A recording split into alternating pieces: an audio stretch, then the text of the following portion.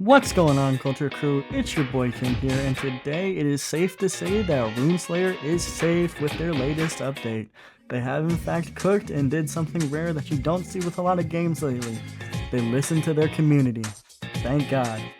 And with this update, they have introduced a ton of great things we are going to be covering, so with that being said, I hope you enjoy the video, and if you do, make sure to leave a like and subscribe for more content.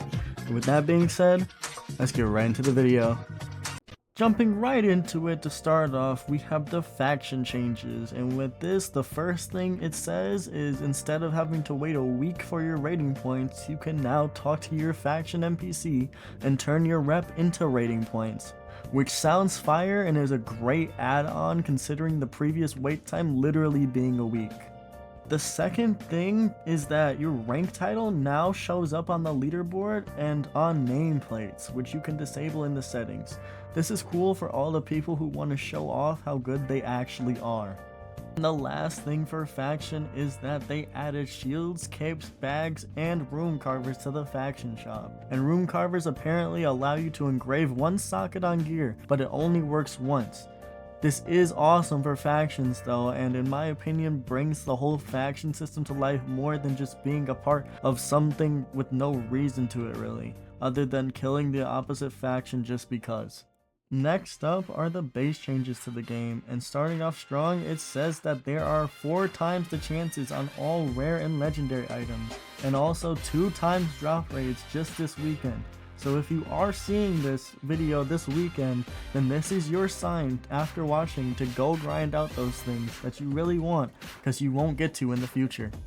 Next up, they also added 3 new legendary weapons, doubled the XP on C rank jobs, lowered the health and posture damage on problematic mobs, lowered the damage on beastmen, removed hill trolls at HP regen, fixed Drogar's vest not dropping, and buffed the chances of ancient demons offerings, and added rune carver to the loot pool. And to summarize this whole section, the game basically is easier to play now. They are finally balancing it, and I can't wait to see the new legendary weapons as well as fight all the mobs now that they are actually fightable. And what it means by problematic mobs is basically like, think of any mob that gave you a very hard time, whether it's a crab, a crocodile, or an adult spider or something. That's a problematic mob. And they fixed it. And last but not least, the combat changes. And I already know the PvP lovers were waiting for this one, and there's a lot, so we're gonna be speeding up pace a bit. Starting off this portion, it says your posture bar now reduces when you hit a parry. They also increase parry frames, which was very much needed. They significantly buff striker armor, which is awesome. Ashura's crash gives iframes instead of hyper armor now, and its damage is increased. They added lifesteal to Ashura Eclipse. Man, they really buffed Ashura and strikers in this update. Anyways, let's continue. It says the 3rd hit of Wolf Burst lifesteals, and they increased its damage.